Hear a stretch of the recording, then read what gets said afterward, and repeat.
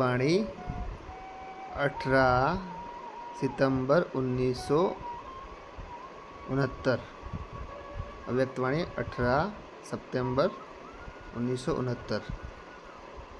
बाबा ने कहा, कोई भी आसक्ति, चाहे देह की, चाहे तो देह के पदार्थों की, कोई भी आसक्ति उत्पन्न हो तो उस समय यही याद रखो कि मैं शक्ति हूँ। शक्ति माना शक्ति से आ निकल गया, माना क्या सोचना है, मैं शक्ति हूँ। शक्ति में फिर आसक्ति कहाँ? आसक्ति के कारण उस स्थिति में आ नहीं सकते हैं, तो आसक्ति को खत्म कर दो। इसके लिए यही सोचो कि मैं शक्ति हूँ। माताओं को विशेष कौन सा विघ्न आता है? मोह का विघ्न। मोह किस कारण आता है? मोह मेरा से होता है। यानी बाबा कह रहे हैं कि माताओं में मोह ज़्यादा क्यों आता है? क्योंकि मोह मेरा के कारण आता है। मेरा घर, मेरा बच्चा, मेरा पति, सब कुछ मेरा मेरा में ही मोह होता है। लेकिन आप सबका वायदा क्या है? शुरू में आप सब जब आए तो आपका वायदा क्या था?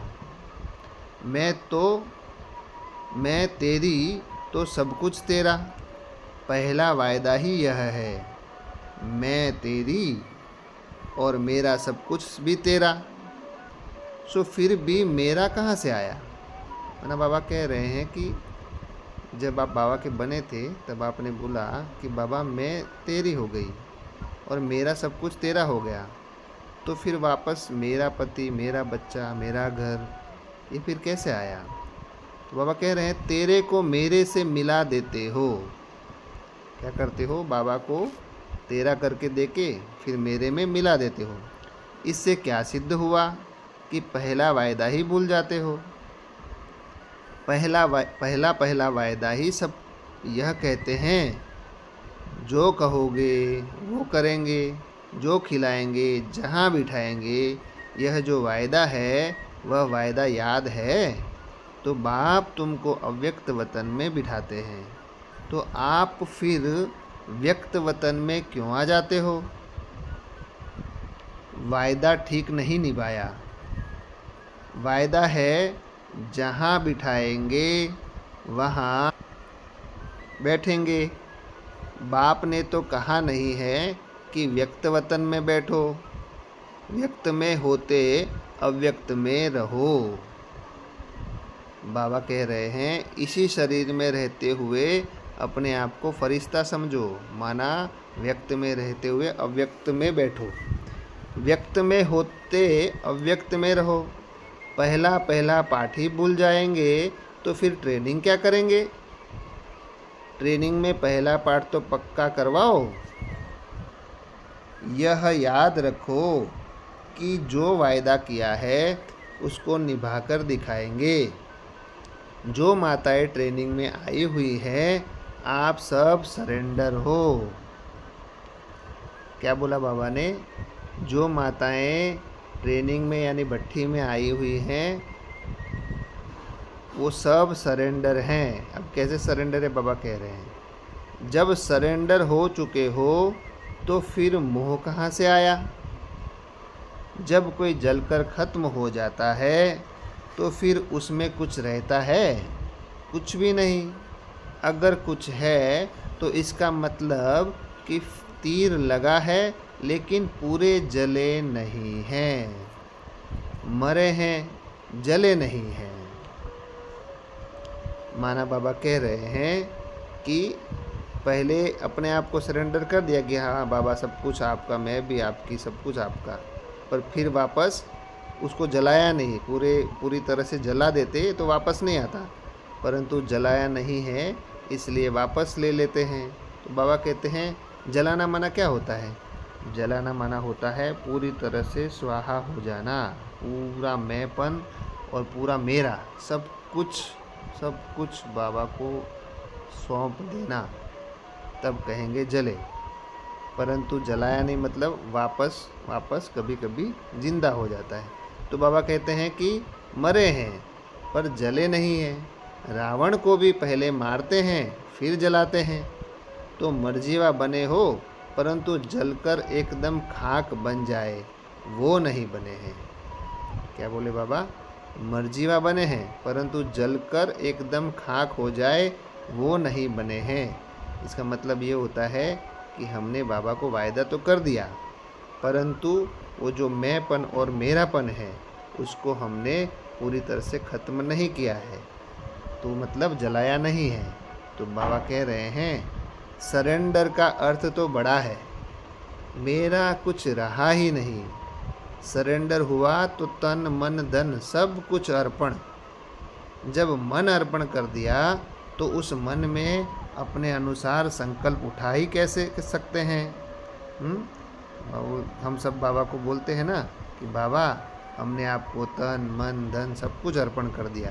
तो बाबा कह रहे हैं कि अगर आपने मन अर्पण किया तो फिर आप अपनी मर्जी से संकल्प नहीं चला सकते। मतलब जो बाबा संकल्प करने को कह रहे हैं उसी अनुसार हमारा मन संकल्प करे, तब कहेंगे हमने मन सरेंडर किया है। तो बाबा कौन से संकल्प करना कहते हैं? बाबा कहते हैं कि खुश रहना है, खुशियाँ बांटनी है, सबके लिए शुभ भावना शुभकामना रखनी है, यही संकल्प करने, विश्व परिवर्तन के संकल्प करने हैं, स्व परिवर्तन के संकल्प करने हैं, सबके कल्याण के संकल्प करने हैं। ये है श्रीमत। जो भी श्रीमत है उसी अनुसार संकल्प चलाना, मतलब आपने मन सरेंडर किया है। इसलिए बाबा कहते हैं सबने तन से कोई सरेंडर हो जाता है परंतु मन से नहीं हो पाता। पर बाबा को कौन सा सरेंडर चाहिए? मन वाला सरेंडर चाहिए। फिर बाबा ने कहा तन से विकर्म कर ही कैसे सकते हो, क्योंकि सरेंडर कर दिया। और धन को भी विकल्प अथवा व्यर्थ कार्यों में लगा ही कैसे सकते हो? जो बोलता है मैंने तन मन धन सब कुछ समर्पण कर दिया, तो ना आप मन अपनी मर्जी से संकल्प कर सकता है, ना धन आप अपनी मर्जी से किसी भी व्यर्थ कार्य में लगा सकते हो, ना तन आप कहीं पे भी लगा सकते हो। तन को भी आपको पूरा तरह से ईश्वरीय सेवा में लगाना। तो बाबा कहते हैं कि धन को भी विकल्प अथवा व्यर्थ कार्यों में लगा ही कैसे सकते हो? इससे सिद्ध है कि देकर फिर वापिस ले लेते हैं। जबकि तन मन धन दे दिया है तो मन में क्या चलाना है वो भी श्रीमत मिलती है। तन से क्या करना है वो भी मत मिलती है, धन से क्या करना है सो भी मालूम है। जिनको दिया उनकी मत पर ही तो चलना होगा। जिसने मन दे दिया उसकी अवस्था क्या होगी? मन मना भव।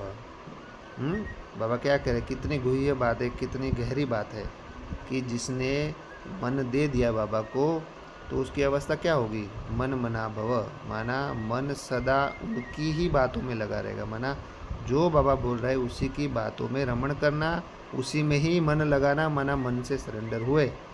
तो बाबा कह रहे उसका मन वहाँ ही लगा रहेगा। इस मंत्र को कभी भूलेंगे नहीं। जो मन मना भव होगा उसमें मोह हो सकता है। माना जिसने मन को सरेंडर कर दिया, माना मन मना भव हो गया, तो उसमें मोह हो सकता है? पूछ रहे बाबा। तो मोहजित बनने के लिए अपने वायदे याद करो। यहाँ ट्रेनिंग से जब निकलेंगे तो आप कौन सा ठप्पा लगवा कर निकलेंगे? तो किसी ने जवाब दिया होगा मोहजित का। तो बाबा कह रहे अगर मोहजित का ठप्पा लग जाएगा तो सीधी पोस्ट ठिकाने पर पहुंचेगी। मोहजित का ठप्पा लग जाएगा तो सीधी पोस्ट ठिकाने पर पहुंचेगी, और सीधा ठप्पा नहीं होगा तो पोस्ट ठिकाने पर नहीं पहुंचेगी। इसलिए ठप्पा जरूर लगाना है। जैसे हमने सही एड्रेस सही ठप्पा नहीं लगाया तो पोस्ट कहाँ पहुंचेगी? गलत एड्रेस पे पहुंच जाएगी। वैसे ही अगर हमने मोह जीत का ठप्पा नहीं लगाया, माना मोह पूरी तरह से नहीं ख़त्म किया, तो हम भटक जाएंगे, बाबा से भटक जाएंगे। इसलिए बाबा क्या कहते हैं कि सीधा ठप्पा नहीं होगा तो पोस्ट ठिकाने पर नहीं पहुंचेगी, मतलब हमारी आत्मा भटक जाएगी, बाबा से दूर हो जाएगी। इसलिए बाबा कहते हैं इसलिए ही ठप्पा जरूर लगाना है। इन माताओं का ही फिर समर्पित समारोह करेंगे। क्या बोला बाबा ने? इन माताओं का फिर से समर्पित समारोह करेंगे, मतलब भविष्य के लिए बोला कि माताएं भी सरेंडर होंगी। तो भविष्य के लिए बोला, माना अंतिम समय के लिए बोला, तो अंतिम समय आ गया है, अभी माताएं भी सरेंडर होंगी। इन माताओं का ही फिर समर्पित समारोह करेंगे। भगवान के महावाक्य है, खाली तो कैसे जाएंगे, है ना। तो बाबा कह रहे हैं उसमें बुलाएंगे भी उनको जिन्होंने ठप्पा लगाया होगा। समर्पित उसी को करेंगे बाबा जिन्होंने मोह जीत का ठप्पा लगाया होगा, माना पूरी तरह से मोह अंदर से खत्म हो गया होगा, हैं, उनको बाबा बुलाएंगे। फिर बाबा ने कहा मोह जीत वालों का ही सम्मेलन करेंगे। कंडीशन लगा दी, जो पूरी तरह से पुरानी दुनिया से मोह हट चुका होगा उनका ही सम्मेलन करेंगे। इसलिए जल्दी जल्दी तैयार हो जाओ। बाबा ने माताओं को और जो भी अपने आप को शक्ति समझते हैं, चाहे पुरुष चोला भी क्यों ना हो, तो वो बाबा उसके लिए बाबा कह रहे कि मोह जीत बन जाओ, तो जल्दी जल्दी सम्मेलन करेंगे। इसलिए जल्दी जल्दी मोह जीत बन जाओ, जल्दी जल्दी तैयार हो जाओ, मतलब जल्दी जल्दी मोह जीत बन जाओ। अव्यक्तवाणी 18 सितंबर 1969।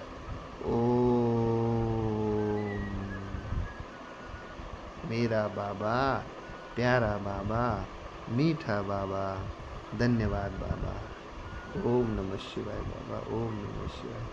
मेरा बाबा, मेरा बाबा, मेरा बाबा, मेरा बाबा, मेरा बाबा, मेरा बाबा, बाबा मेरा, मेरा बाबा।